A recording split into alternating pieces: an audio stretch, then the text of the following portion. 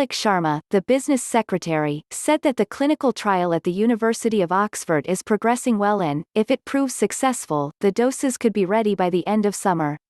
He said he was very proud of how quickly British scientists and researchers had come together in their efforts to develop a vaccine. Mr. Sharma announced a further £84 million in funding to accelerate the work currently underway at Oxford and Imperial College. The eyes of the nation, and perhaps the world, are firmly upon Professor Adrian Hill and his team at Oxford University. Last month, the pharmaceutical giant AstraZeneca announced a $1.2 billion deal with the U.S. government to produce 400 million doses of the unproven coronavirus vaccine first produced in Professor Hill's Oxford lab. On June 13, AstraZeneca signed a contract with European governments to supply up to 400 million doses of the vaccine. Meanwhile, the British government has agreed to pay for up to 100 million doses, adding that 30 million may be ready for UK citizens by September. The stakes could hardly be higher. If proven effective, the ZD1222 vaccine would allow people to leave their homes, go back to work, and rebuild the economy. But the government has also cautioned that an effective coronavirus vaccine may never be found. In a foreword to the government's strategy to ease lockdown, the Prime Minister said that the only feasible long-term solution to end the coronavirus pandemic is the creation of an effective vaccine or treatment, but warned this was not an inevitability. The government's chief scientific advisor, Sir Patrick Vallance, said the development of an effective vaccine could never be guaranteed. Meanwhile, the UK's first dedicated vaccine-making facility is building capacity to produce tens of millions of doses to guard against coronavirus, and the first coronavirus antibody test has been approved by Public Health England. Clinical teams at the University of Oxford's Jenner Institute and Oxford Vaccine Group began work in January to develop a COVID-19 vaccine. The team progressed to human trials on April 23, and a study involving up to 510 healthy volunteers between 18 and 55 is now underway in Oxford and Southampton, with 3 further sites likely to be added. Scientists working on the vaccine have said they could know within 6 weeks whether it will work. Sir John Bell, Regius Professor of Medicine at Oxford University, said, "Several hundred Britons have now been given the experimental jab, with hopes that signals about whether it works could emerge by mid-June." The UK will join only the US, with 2 studies, and China, in beginning human trials. It was revealed that the Oxford University vaccine trial is heading into hospitals amid fears that COVID-19 is not prevalent enough in wider society. After announcing the further £84 million in new funding, Mr. Sharma said, "This new money will help mass-produce the Oxford vaccine so that if current trials are successful we have dosages to start vaccinating the UK population straight away." He said pharmaceutical firm AstraZeneca had finalized a global licensing agreement with Oxford University with government support, adding, "This means that if the vaccine is successful, AstraZeneca will work to make 30 million doses available by September for the UK as part of an agreement for over 100 million doses in total." Mr. Sharma added, "The UK will be first to get access, but that the government would also ensure that we're able to make the vaccine available to developing countries at the lowest possible cost." Matt Hancock, the health secretary, said that if successful, the first 30 million vaccines would be at the start for the most vulnerable. Mr. Hancock told MPs in the Commons, "If it does work, it is likely to be one of the first available in the world, then we have an agreement to make sure that 100 million doses are available for the UK, the first 30 million of which will be right at the start for the most vulnerable. That is a UK-wide policy, we'll deliver it right across these islands. Vaccine science is an uncertain business, that is why we cannot ever be 100% sure that there will be a safe and effective vaccine. But we're putting everything we possibly can into making sure that we can give them the best possible chance for every citizen of the whole United Kingdom." On the partnership with AstraZeneca, Sir John said, "Once we get approval by the regulators we don't want to have to go back to the beginning and work out how we manufacture it at scale. We also want to make sure that the rest of the world will be ready to make this vaccine at scale so that it gets to populations in developing countries, for example, where the need is very great. We really need a partner to do that, and that partner has a big job in the UK because our manufacturing capacity in the UK for vaccines isn't where it needs to be, and so we are going to work together with AstraZeneca to improve that considerably." Researchers at Imperial College London will conduct clinical trials in 300 people to see whether their jab produces an effective immune response against COVID-19. The healthy participants, aged between 18 and 70, will all receive 2 doses of the vaccine with hopes that tests could then move on to 6,000 volunteers if they are successful. Watched the video so far? Then show some support and hit the subscribe button. Rather than giving people a weakened form of the illness, the Imperial vaccine instead uses synthetic strands of genetic code based on the virus genetic material. The research has been funded by £41 million from the UK government, as well as £5 million of other donations. The work has been praised by Mr. Sharma, who said, "The fast progress of Imperial's vaccine is testament to the ingenuity and tenacity of Britain's researchers. If these trials are successful, a vaccine will not only help us tackle coronavirus but also emerging diseases now and into the future." What's the latest on the Oxford route? The Oxford vaccine was considered the clear frontrunner in the global race. However, a widely reported article in Forbes cast doubt on the results of the trial, suggesting that results actually showed the vaccine did not prevent the animals from catching or spreading the virus because traces were found in the creatures' noses. The vaccine was tested at the National Institute of Health's Rocky Mountain Laboratory in Montana on rhesus macaque monkeys who are thought to have similar immune systems to humans.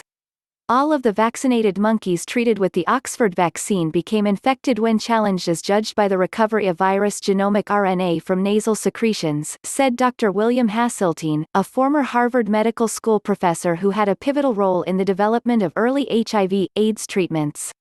There was no difference in the amount of viral RNA detected from this site in the vaccinated monkeys as compared to the unvaccinated animals. Which is to say, all vaccinated animals were infected, Dr. Hasseltine wrote in the article on Forbes.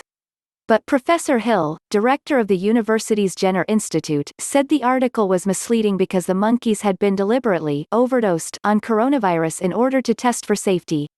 The honest truth, I think, is that the author is a long-retired senior Harvard virologist, infectious disease guy. He's not a vaccine developer, he said. We used a really high dose and these guys gave it not just into the lungs and the nose. They gave it into the mouth, and they gave it into the eyes. They gave a huge dose. I mean, seriously, it's that level of basic. Even so, Professor Hill accepts the chances of success still hang firmly in the balance.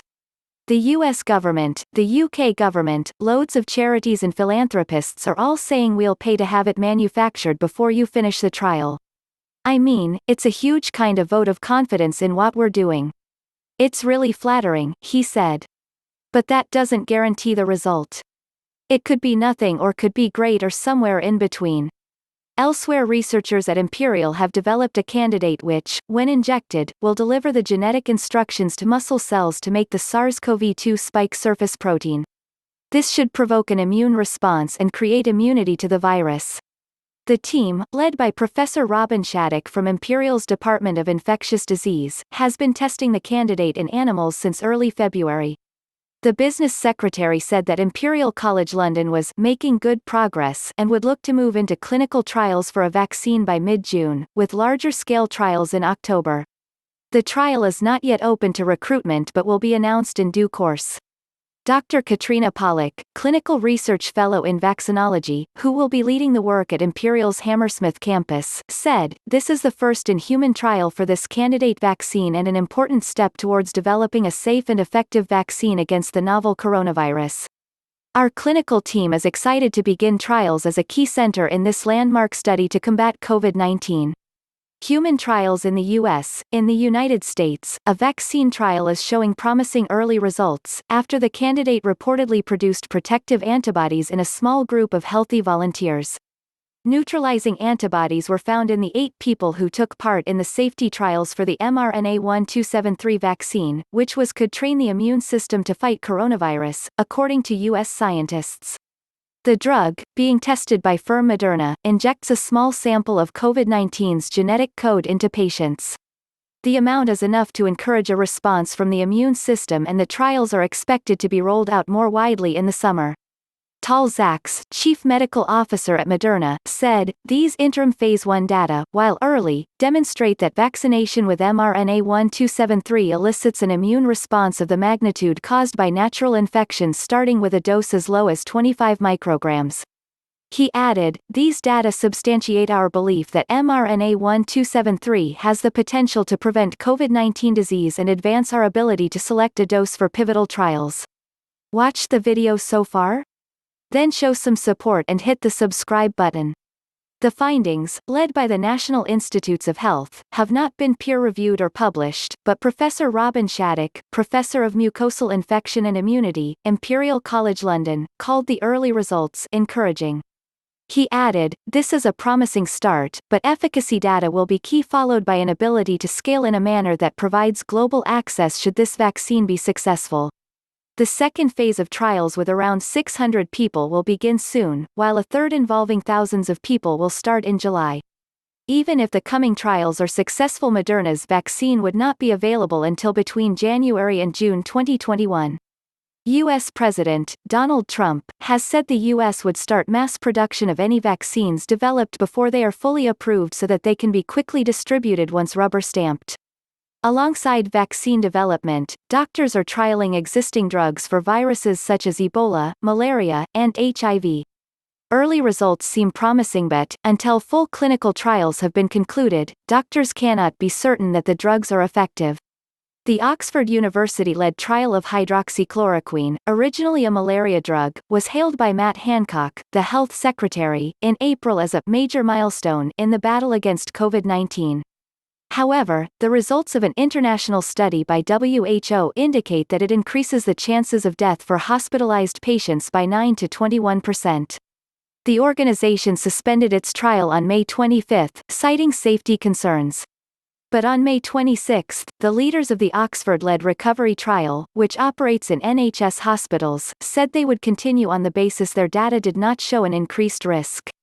It has also been reported that GSK and Sanofi have teamed up to develop a coronavirus treatment, and plan to have a vaccine ready for testing by the end of 2020. Germany announced it will invest €300 million £269 million in a private biotech firm on the brink of clinical trials for a coronavirus vaccine. Its purchase of a 23% stake in CureVac comes after reported attempts by the Trump administration to court the firm and secure supply of any future vaccines sparked a political backlash in Berlin. CureVac rejected claims in March that it had received acquisition offers for the company or its technology. Positive early results for a Chinese drug company. On June 17, a Chinese drug company has announced positive early results of a vaccine, claiming it induced an immune response in 100% of those who were given it. The vaccine is being developed by the firm China National Biotech Group (CNBG) and is one of the frontrunners among more than 200 other candidates in the race to develop an effective inoculation against the disease. Chinese biotech, Sinovac, also announced positive results for its coronavirus vaccine, saying it was hoping to move to large-scale Phase 3 trials in Brazil soon. Africa's first participation in a COVID-19 vaccine trial started on June 24 as volunteers received injections developed at the University of Oxford, while officials said the continent of 1.3 billion people cannot be left behind. The large-scale trial is being conducted in South Africa, Britain, and Brazil. Dexamethasone breakthrough. The world's first coronavirus treatment that significantly reduces the risk of death is being given to NHS patients following groundbreaking trials by British scientists. In a breakthrough described by Boris Johnson, the Prime Minister, as a remarkable achievement, the common steroid dexamethasone was shown to radically improve the chances of survival for the illest patients. On June 16, Mr. Johnson hailed the result as the biggest breakthrough yet in the treatment of coronavirus, both in Britain and globally. The government has been stockpiling dexamethasone since March in case the trials were successful.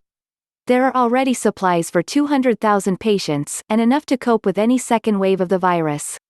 The drug, commonly used to treat arthritis, severe allergies, and asthma, costs just £5 for a full course of treatment and is expected to have a major impact on the pandemic.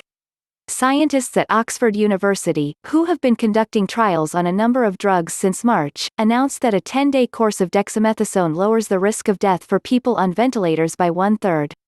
The researchers said the drug should become the standard of care in the sickest patients. UK Vaccine Task Force. On April 17, the government launched a task force designed to rapidly develop a coronavirus vaccine, as well as scale up manufacturing so it can be quickly produced and delivered in mass quantities. Watch the video so far? Then show some support and hit the subscribe button. It is led by Sir Patrick Vallance and Professor Jonathan Van Tam, the Deputy Chief Medical Officer, and members will include AstraZeneca and the Wellcome Trust. The government has initially earmarked £14 million to plough into 21 coronavirus research projects, such as the work by the scientists at the University of Oxford and Imperial College London. On April 21, an announcement of a further £44.5 million for the Oxford and Imperial trials increased this funding further still. A few weeks later, the Business Secretary, Alok Sharma, announced a further £84 million in new funding to help accelerate their work. He said, "This new money will help mass-produce the Oxford vaccine so that if current trials are successful we have dosages to start vaccinating the UK population straight away." To help the UK mass-produce a vaccine, Mr. Sharma has announced the UK's first vaccines manufacturing innovation centre is expected to open in summer 2021, a year ahead of schedule. He said, "To further support our domestic manufacturing capabilities last month, I announced the government would accelerate building the UK's first vaccines manufacturing innovation centre, which is based at Harwell in Oxfordshire. And today I can announce we will invest up to a further £93 million in the centre, ensuring that it opens in summer 2021, a full 12 months ahead of schedule. The centre, which is already under construction, will have the capacity to produce enough vaccine doses to serve the entire UK population in as little as 6 months." How long does it take to make a vaccine and why?